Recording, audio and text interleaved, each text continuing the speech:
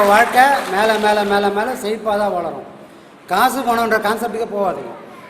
நான் பிச்சைக்காரனாக வாழ்ந்தால் கூட நிம்மதியாக வாழணும். ஏன்னா இன்றைக்கி பிச்சைக்காரன் கூட நிம்மதியாக இல்லை. காலையில் ஆரம்பிக்கிறான், அவனுக்கு 5 ரூபா கொடுத்தா கூட சாப்பாடு விற்கும். சரி 5 ரூபா வந்துச்சு நான் நிம்மதியாக சாப்பிட்டு போவானா, சாப்பிட மாட்டான். விளக்கு வச்சா கூட அவன் போகிறான். அப்போ என்ன வரான்?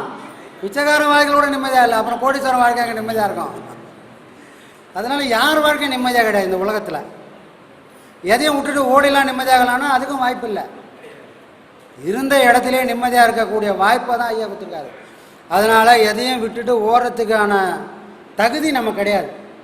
எல்லாத்தையும் அனுபவித்து முடிச்சுட்டு அந்த உண்மையை விட்டுட்டு நம்ம விலகி நிற்கணும். எல்லாத்தையும் நான் தான் சாப்பிட்ணும். ஒரு கட்டத்துக்கு அப்புறம் இதெல்லாம் போதும்பா அப்படின்னு நான் சொல்லணும். எப்போ சொல்லணும்? எல்லாம் நல்லா இருக்கும்போதே. எனக்கு சுகர் வந்ததுக்கப்புறம் சாப்பாடு வேணான்னு சொல்லக்கூடாது. ஏன்னா அது உடம்பு ஏற்றுக்கலை.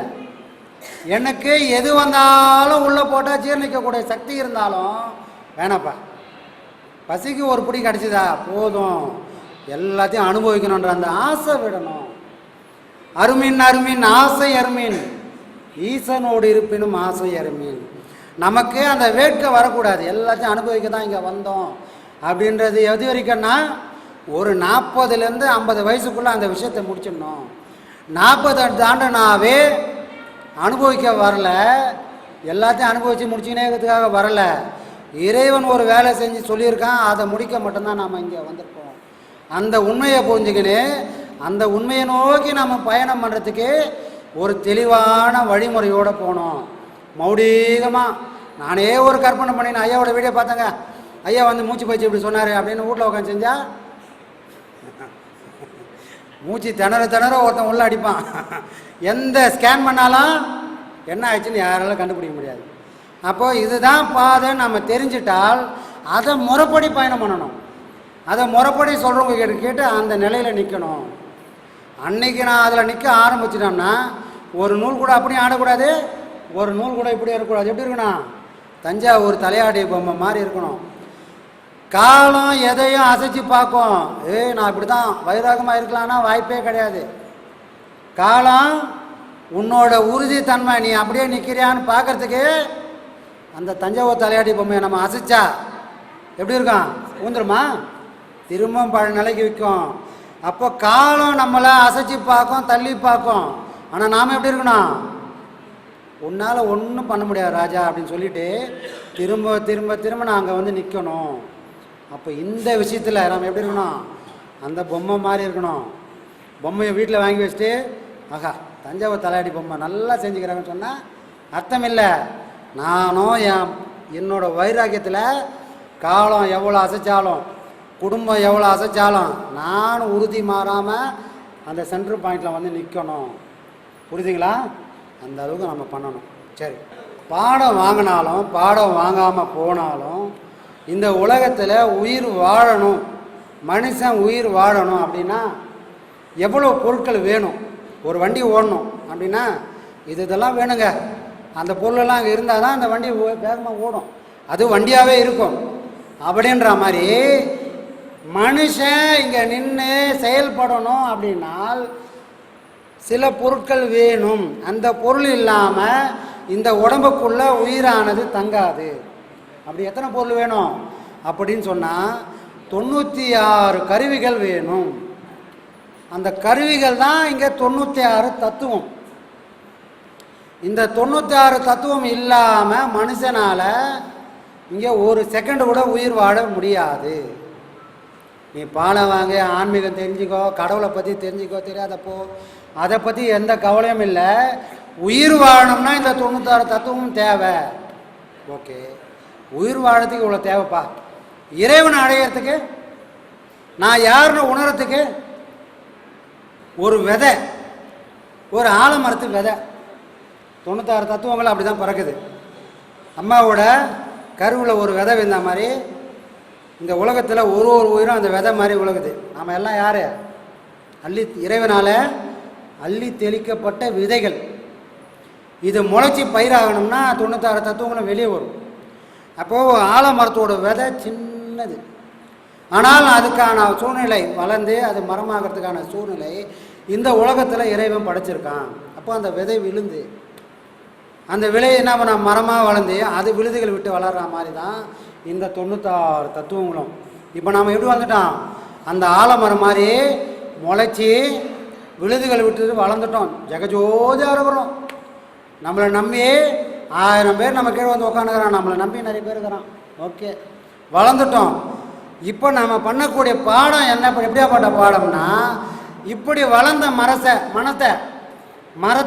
மனசை எல்லாம் ஒன்று தான்.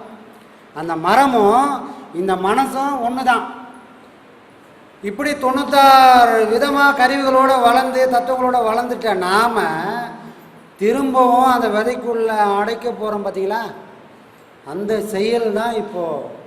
அப்போது முளைச்சி இவ்வளோ விழுதுகள் விட்ட ஒரு பொருள் திரும்ப எல்லாத்தையும் அழிச்சு எப்படி உருவாச்சோ அதை நோக்கி பயணம் பண்ணுறது தான் நாம் பண்ணக்கூடிய பாடம்.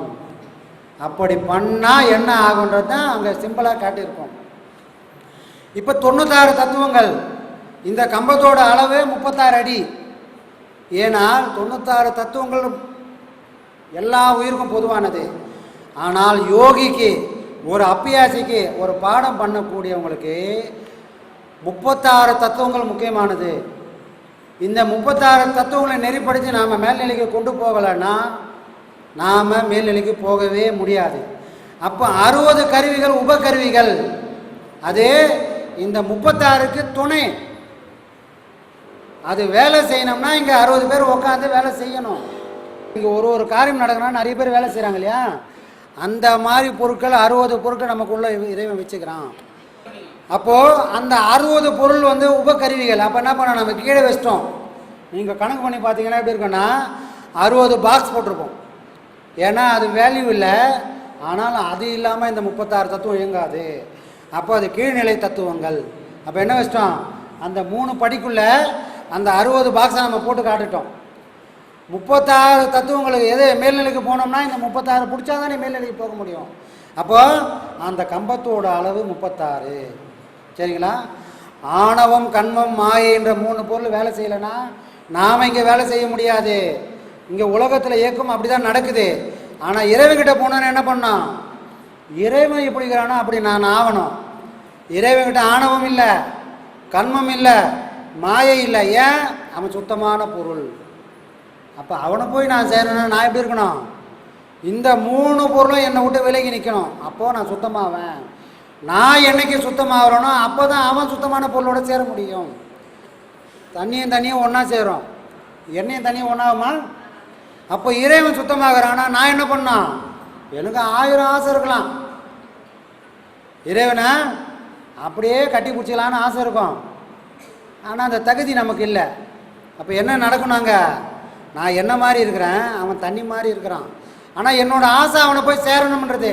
அப்போ நான் என்ன பண்ணோம், என்ன மாதிரி இருக்கிற எந்த குணத்தெல்லாம் தூக்கி போட்டுட்டு நான் ஒரு நாள் தண்ணியாக மாறினால் அப்போ அவனோட போய் கலக்க முடியும். அப்போ 3 குணம், ஆணவம், கண்மம், மாயை, இது 3 பொருளும் நம்மள்கிட்ட விலகி நின்னால் அப்போ தான் 36 தத்துவங்களே நமக்கு தெரியும். ஒவ்வொரு மனுஷனும் 3 குணத்தோடு பிறக்கிறான். 3 குணத்தில் அப் அண்ட் டவுன்ஸ் இருக்கலாம். எது, தாமசம், ராஜசம், சத்துவம். இந்த 3 குணம் இல்லாமல் இந்த உலகத்தில் மனுஷனே கிடையாது. ஏதோ ஒன்று மேலே இருக்கும், ஏதோ 2 கீழே இருக்கும். ஒருத்தர் நல்லவன்பா, இவரை மாதிரி சொக்கத்தங்க உலகத்தில் இல்லைன்னு சொல்லிட்டு அவர் எங்கே இருக்கிறாரு, சத்துவ குணத்தில் இருக்கிறாரு. இங்கே 1000 விஷயம் இருந்தாலும் நான் நல்லது தான் பண்ணுவேன், நான் இப்படி தான் வாழ்வேன்னு ஒரு மனுஷன் இருந்தால் அவர் ஞானி இல்லை, நல்லவன்ற குணத்தோடு இருக்கிறாரு. அப்போ அடையாளம் சொல்லலாம்ல, ஒருத்தர் நல்ல விஷயமே பண்ணுறாருப்பா இந்த உலகத்தில். காமராஜர் இருக்கிறார், அவரை பற்றி என்ன சொல்லுவீங்க, அவரை மாதிரி ஒரு அரசியல்வாதி இந்த உலகத்தில் இன்னொருத்தர் பார்க்கவே முடியாதுப்பா. அப்போ நம்ம ஒரு அடையாளப்படுத்துகிறேன் நல்லவன். அந்த மாதிரி ஒரு மனுஷனை தேடி எடுத்தால் இந்த உலகத்தில் இன்னொரு அரசியல்வாதி பிறக்கவே முடியாது. ஏன், மக்களுக்காகவே வாழ்ந்து மக்களுக்காகவே மடிந்தவர். இன்னொரு பிறவி அது ஒரு அதிசய பிறவி. ஆனாலும் அந்த குணத்தில் வந்து சிக்கிட்டாங்களே, அவரை மாதிரி ஒரு நல்லவர் பார்க்க முடியாது. அப்போ குணத்தில் தான் சிக்கி தவிக்கிறான் மனுஷன். அடுத்து ரஜோகுணம், எதை எடுத்தாலும் நான் போகிறான். அவனுக்கு நல்லது தெரியல, கெட்டது தெரியல, சுயநலம். சாவு வீடு போனாலும் நான் தான் பணமாக இருக்கணும், கல்யாண வீடு போனாலும் நான் தான் மாப்பிள்ளையாக இருக்கணும். ஏன் அங்கே தானே மாலை போடுறாங்க. அந்த மாதிரி எங்கே போனாலும் நான் போகிறான்னா அவன் எங்கே இருக்கிறான்? ரஜோகுணத்தில் இருக்கிறான். அடுத்த சொன்னாலும் புரியல, சுயமாகவும் இல்லை. ஐயா எவ்வளோ பேர் சொல்லிக்கிற எல்லாரும் தப்பிச்சு வந்துட்டோமான்னா இல்லை. ஏன்? அவனுக்கு சுயமாக இல்லை. விளக்கு இருக்கு சாமி, ஏற்றுற ஒலி இல்லையே. அப்போ அந்த மாதிரி ஆளுங்க யாருன்னா தாமச குணம். இந்த 3 குணத்துக்குள்ளே தான் நாம் சிக்கி தவிச்சுன்னுக்குறோம். ஒரு நாளைக்கு நல்ல மாதிரி இருப்போம், மறுநாளைக்கு எப்படி இருப்பான்? பௌர்ணமி மாதிரி ஒரு நாள் வாழ்க்கையில் வரும், மற்ற 5 நாள் பொறுத்து பார்த்தா அமாவாசை மாதிரி ஆகிடும் நம்ம வாழ்க்கை. அப்போது அப் அண்ட் டவுன் வந்துனே இருக்குது. அப்போது இந்த 3 குணத்தில் நாம் ஏறுறோம் இறங்குறோம். இப்போ நீங்கள் உந்தி தள்ளின்னு ஒரு பொருள் வந்துக்குது. அது எந்த பொருள்னா அந்த ஆணவம் தான். அந்த ஆணவம் எங்கே நமக்கு சேருதுன்னா நல்லது விஷயங்கள். இதோ அந்த அம்மா எங்கேருந்து வந்திருக்காங்க? எங்கேருந்து வந்திருக்கீங்க? கனடாவிலேருந்து வந்திருக்காங்க தனியாக. எது அவங்கள உந்தி தள்ளின்னு வந்ததுன்னா அந்த உள்ளுக்குள்ளே இருந்த அந்த நான்ன்ற உணர்வு. ஆனால் இதுவோ நாளைக்கு போயிடணும். இப்படி ஒரு குணத்துக்குள்ளே ஒரு மனுஷனும் சிக்கி தவிச்சிட்டான். ஒரு ரோஜாவை எடுத்துட்டோம். ரோஜானா எப்படி இருக்கான்? நம்ம உடனே அது ரோஸ் கலரில் இருக்கும் சாமி, அது வாசனை எப்படிப்பா இருக்கும்? மனமாக இருக்கும். அப்போ நம்ம அடையாளப்படுத்துகிறோம். ஒரு பொருளையும் அடையாளப்படுத்த முடியும். அந்த மாதிரி ஒரு மனுஷனும் அடையாளத்தில் சிக்கிட்டா அவன் கரை சேரவே முடியாது. அப்போ பாடம் எதுக்காக பண்ணுறோன்னா, அவர் நல்லவருங்க, இவர் கெட்டவருங்க, இவர் சோம்பேறிங்கன்றதெல்லாம் போய் அவர் யாருங்க தெரியலங்க. அப்போ என்ன அர்த்தம்? அவரை இப்படின்னு சொல்ல முடியாத ஒரு நிலைக்கு போயிட்டாரு. அப்போ குணமற்ற ஒரு நிலை வந்தால் நாமளும் ஐயா மாதிரி கொடியில் ஏறக்கூடிய வாய்ப்பு இருக்கும். அன்னைக்கு தான் நம்மளை ஐயா கரை சேர்த்து விடுவாருன்றதுக்காக தான் அந்த கொடியில் ஐயாவை போட்டிருக்கோம்.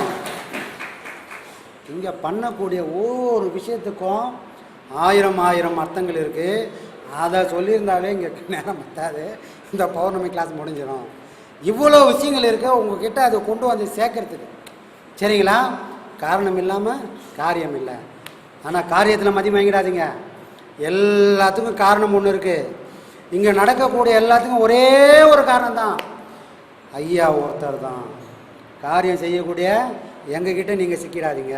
நாங்கள் எல்லாம் அவரோட வாகனம். எப்போ எந்த வாகனம்? ஒரு கோடீஸ்வரர் இருக்காரு, அவர்கிட்ட சைக்கிளாக இருக்கும், ஃப்ளைட்டாக இருக்கும். அவர் முடிவு பண்ணோம் இந்த இடத்துக்கு சைக்கிள் போதும், இந்த இடத்துக்கு ஃப்ளைட்டில் தான் போகணும் அப்படின்னு அவர் முடிவு பண்ணி எப்போ எந்த வாகனத்தை எடுக்கணுமோ அப்போ அந்த வாகனத்தை எடுத்து முடிவு பண்ணுவார். ஒரு வேலையும் வாகனத்தில் ஒன்றும் இல்லை, உள்ளே இருக்கக்கூடிய ஐயாவால் தான் இருக்குது. அப்போ நீங்கள் எப்படி இருக்கணும்? எப்போவுமே ஐயாவை நினச்சிங்க. அவர் தான் கடைசி நாளில் வரணும். அவர் இல்லாமல் பாடம் உங்களை காப்பாற்றாது. சரிங்களா?